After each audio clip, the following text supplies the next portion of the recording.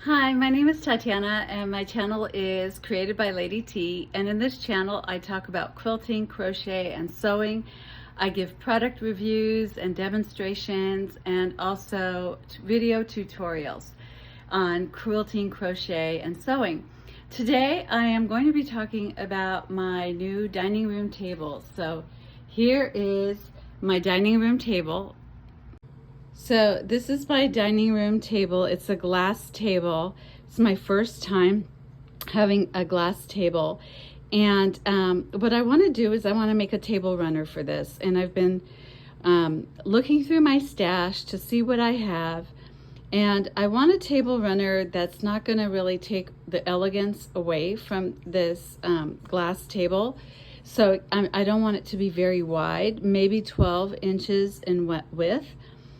And I might do 14 for the seam allowance, and I probably will. And I want to bring in the colors from both my living room and my dining room. So basically my dining room has beige chairs like this. These are the beige chairs.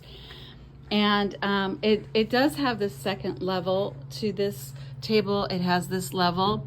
It's got another table below the glass. So there's bowls, and actually if I wanted to, I could just put the table runner in the bottom level and leave the top level empty. So that's one way that I could do it. Or I could put a table runner going all through the glass. Well, this particular project, I am going to do a table runner basically to protect the glass and to go through this whole table. And so the bowl won't be seen, which is fine.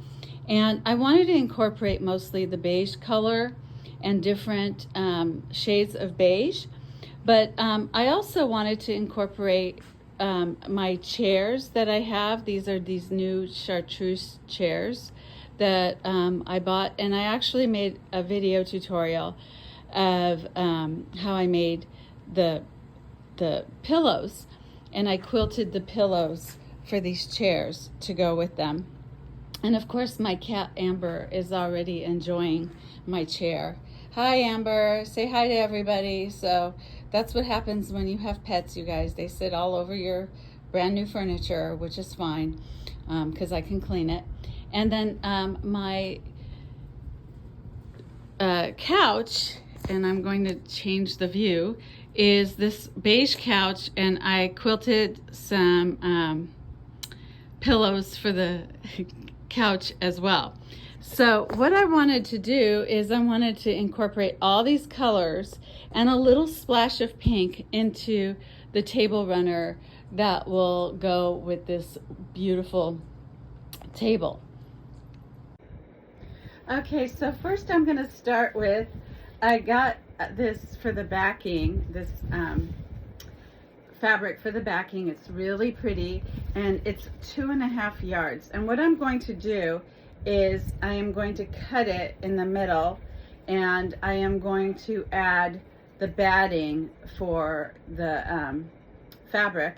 And I'm actually going to use the spray, the 501 spray, to stick it to the backing. So then I can easily flip and stitch my pieces. So I'll show you what that looks like.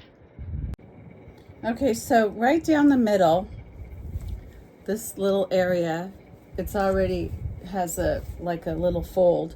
I'm just going to cut it right down the middle of this. This isn't actually 2.5 yards. It's about 2 1/3 of a yard. So I just will take, I don't have to be exactly perfect. I guess I could have used a rotary cutter for this, but I'm just going to use that fold as a little guide for me just to cut this whole piece. And the other half, I can use it for another project because I've got a lot of these that I do. And I can either make another table runner, or I could do something else with it. I can worry about that later. That will go in my stash. But this is about the length that I want my table runner to be. So I'm just going to cut it like this in half. And then what I'm going to do is I'm going to match up my batting to this, and I'm going to spray it. Okay, so I'm using the 505 spray. I think I called it 405, sorry, I mean 505 spray, just to spray this down and put my batting on top of it like this. So here comes my batting, and so that it'll stay while I'm working. And I'm just going to secure this batting on there with the 505 spray, and that way I don't have to worry about it moving while I'm working. So this is the spray that I'm using. Okay, my batting is just slightly larger than my piece here that I am going to quilt. So what I'm going to do is I'm going to cut the batting, but I'm not going to cut the whole thing. I'm just going to cut a little bit of it because I do want the batting to be slightly larger, because you do lose a few inches or a few centimeters when you are sewing, and you do lose a little bit of the batting. So I'm just going to cut it just slightly in the sides here, but there'll be a little batting that overlaps. And then when I'm done with the quilting, what I will do is I will use a rotary cutter and square them up. So I have a bunch of fabric that I've cut into 3 to 5 inch strips, and this is what I'm going to be using to do the stitch and flip method for my table runner. And this is going to be the primary color, and these will just add on. Remember I said I wanted something elegant, so I found some stuff that are really elegant, and I have a splash of color here that's not too bright either. And I think this will tie in with my living room as well. Okay, so I put on my walking foot on my sewing machine because I'm working with heavy batting. And what I've started is my first piece here. And oh, I just realized this is not right. Okay, so it has to be right sides facing. So here's my first piece. Now, it's not going to go completely across to the end of each one, which is fine with me because I'm going to cut these anyway. But I'll just do the best I can to try and match these strips up. I didn't really cut them in particular order. I am going to bind this as well. So I am going to take my strips and I am going to match right sides together, and there's the batting here and then the backing, and I have got my walking foot on and got my pedal near me, and here I go, and I'm just going to sew straight along the edge here and just keep adding. And I don't have any particular order that I'm going to work in, and I'm just going to add the strips like this for this table runner.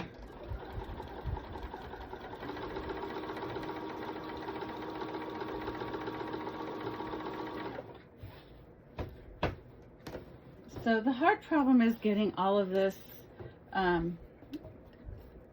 this part in. I just kind of like roll it and keep it as straight as possible. I'm not using my 770, I'm using my 480 machine. I could have used my 770, which has a longer, a bigger, wider mouth, but my 770 has the embroidery module on right now, and I don't want to take it off because I'm going to be doing some embroidery in a minute. So I'm going to keep that on. I'm actually going to embroider the top part. So here's my, I'm actually going to use the embroidery to do the quilting is what I meant.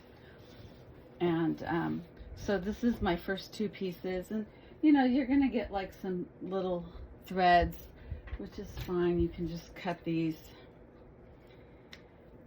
like so. So I wanted this to be really elegant and pretty, and I'm just going to go straight down this way. I'm going to keep this as much as I can straight. And I'm just going to keep going straight down, and I'm going to find strips that work for me, and they don't necessarily have to match each other, but they're going to kind of like blend in. Then now the most important thing is to keep this straight and to work with it while you're straight.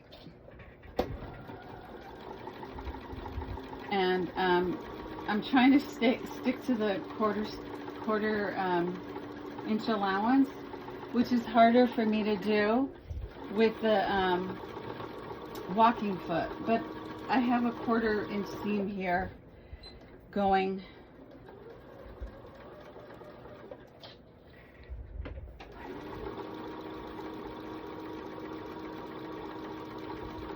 And I'm sewing straight down like this.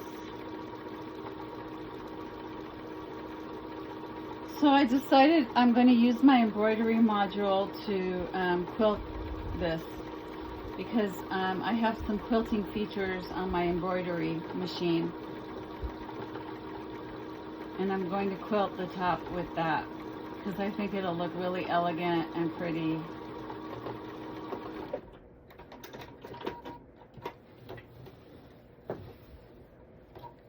And here we go. So this is my 3rd piece, like this. So it's coming out very elegant and beige, which is what I want for my table runner.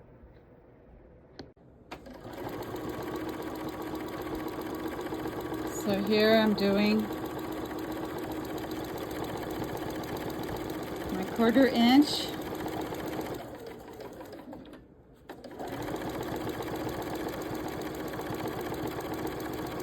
And I've made sure that I oiled my machine and changed my needle before I started doing this, because it's a lot of batting here and a lot of material.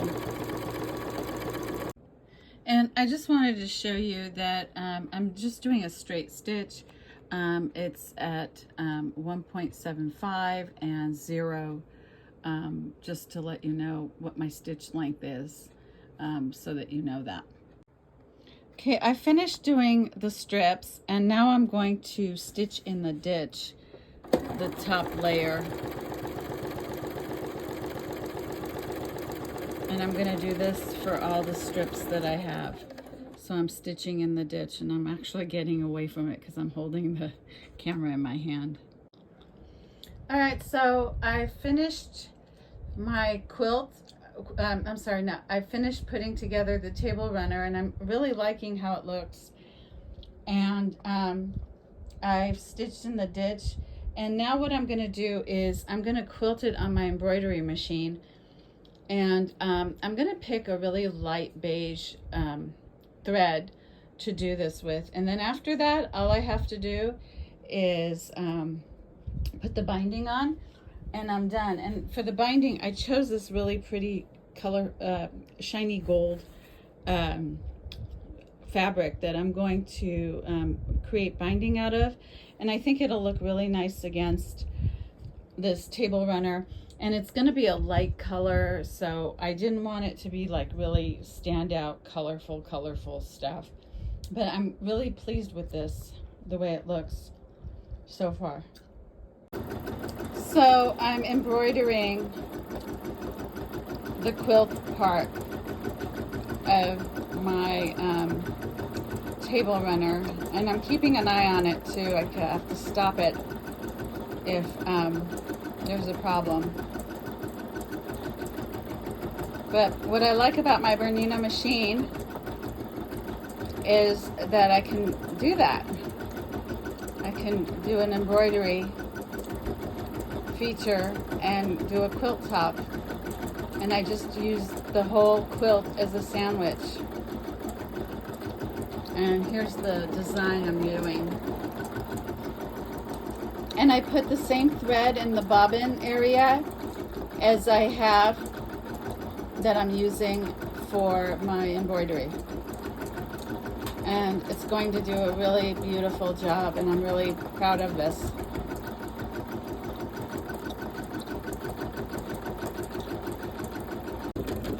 Okay, I really like the way this embroidery is turning out with the quilting. And I'm just about done with this. So this is taking me a little bit of time. And I needed to actually do this 5 times to go across.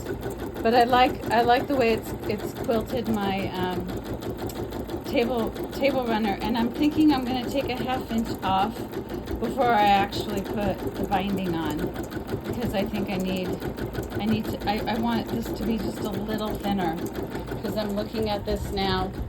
So I'm going to take a 1/2 inch off all around when I square this up again, before I bind it, and then that's all I'll have to do, and this table runner will be done. Okay, so here is the finished table runner, and I think it looks really kind of cool, and it matches my chairs, and I did get the other 2 put together, so I've got the 6 chairs, and I'm gonna try and get back here so that you can see how nice it looks on the table. And I've got this gorgeous table runner that really makes the table much more flattering to look at, like this. And what I'm gonna do is, with the leftover pieces, I'm gonna make 6 placemats to match this gorgeous table runner. So there you go. There's my table runner, and hope you enjoy this video. Give me a thumbs up. Subscribe to my channel, Created by Lady T, and I will have more videos like this. And enjoy your day.